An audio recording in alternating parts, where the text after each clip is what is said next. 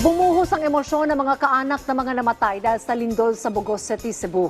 Sabay-sabay na inilibing ang 11 magkakamag-anak na nasawi dahil sa magnitude 6.9 na lindol. Nagbabalik si Jessie Atienza ng PTV Cebu.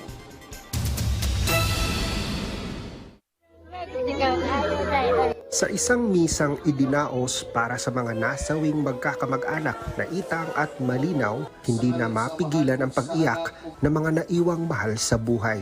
Dahil sa ito na ang huling pagkakataong masilayan ang kanilang kapatid, pinsan, apo, pamangkin at maging mga anak.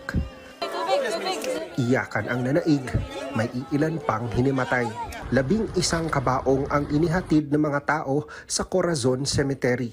10 dito ang sabay-sabay na inilibing sa iisang hukay.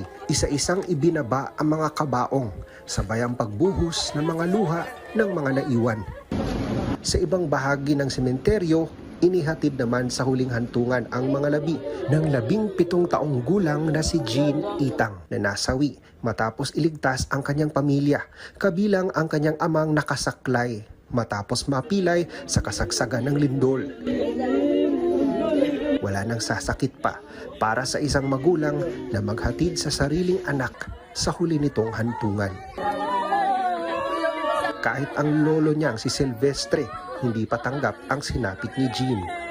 Kuan ta kining kinabuhis tao og minagwangay pa, ako lang idon tato kay tiguwang naman ko.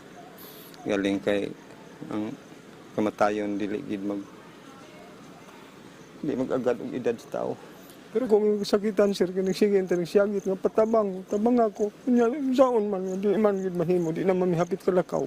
Ilan lamang ang magkakamag-anak na Itang at Malinaw sa mahigit 70 na nasawi sa pagyanig ng lindol. Sa mga susunod na araw, sisimulan na nila ang pagpapaayos ng kanilang mga nasirang tahanan.